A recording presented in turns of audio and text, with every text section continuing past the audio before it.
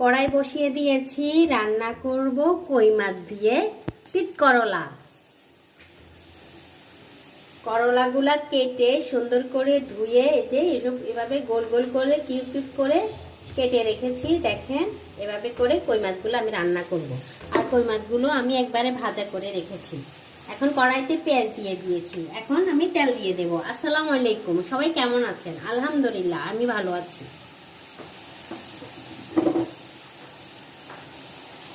যে কড়াইয়ের ভিতরে যে কই মাছের হলুদ ছিল, সে হলুদের ভিতরে পেঁয়াজগুলো আমি দিয়ে দিয়েছি। এখন আমি দিয়ে দিচ্ছি সরিষার তেল। এখন দিয়ে দেব বেশ খানিকটা রসুন বাটা। রসুন বাটা নাই, রসুন পেস্ট করা, ব্লেন্ডারে করেছি। এখন 2 চামচ দিয়ে দেব, দিয়ে ভালো করে এগুলো আমি কষাবো।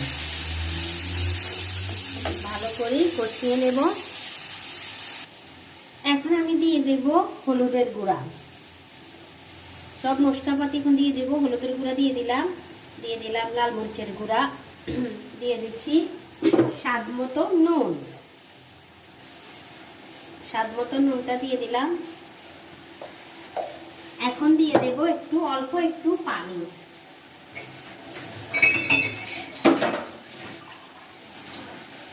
মশলাগুলো যাতে একটু কষানো হয়ে যায়, এজন্য অল্প একটু আমি পানি দিয়ে দিলাম। পানি দিয়ে ভালো করে মশলাগুলোকে আমি কষিয়ে নেব। খুব ভালো করে কষানো হয়ে গেছে, দেখেন এইভাবে তেল উঠে উঠে আসছে, সরিষার তেল। এখন আমি দিয়ে দেব তিত করলাগুলা। এইভাবে রান্না করে খেলে সেই স্বাদ হয়। আপনারা একবার বাসায় ট্রাই করবেন অবশ্যই।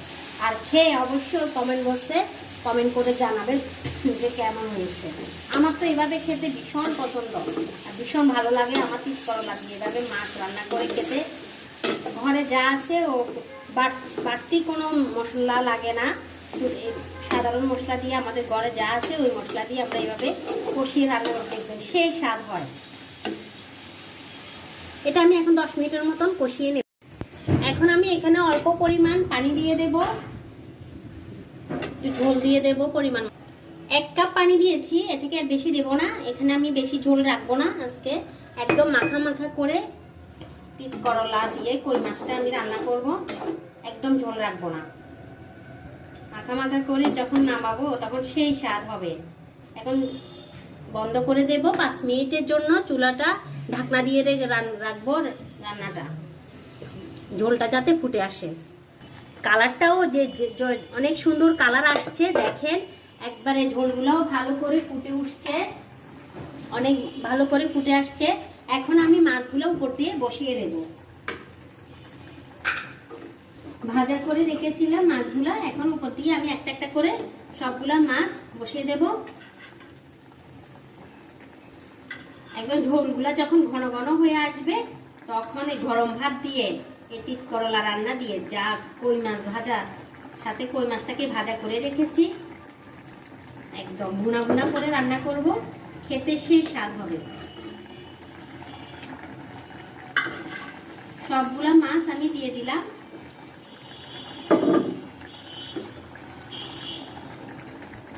বেশি না, 10 মিনিট রান্না করব, এরপরে আমি চুলাটা অফ করে দেব। উপর দিয়ে এখন আমি দিয়ে দিচ্ছি কাঁচামরিচ। কয়টা কাঁচামরিচ দিয়ে দিচ্ছি।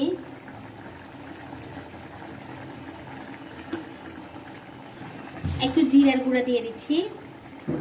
ধনিয়া পাতা থাকলে ধনিয়া পাতা দিয়ে দেবেন। আমার কাছে যেহেতু ধনিয়া পাতা নেই, জন্য আমি ভাজা জিরার গুঁড়া দিয়ে দিলাম। তা এখন আমি পুরোপুরি তরকারিটা রান্না কমপ্লিট হয়ে গেছে। দেখেন কত সুন্দর কালার আসছে। একবার তিত করলাগুলো একবারে সিদ্ধ হয়ে গেছে, পুরোটাই সিদ্ধ হয়ে গেছে। গরম ভাত দিয়ে মেখে খেতে সেই স্বাদ হবে, সেই স্বাদ দারুণ হবে।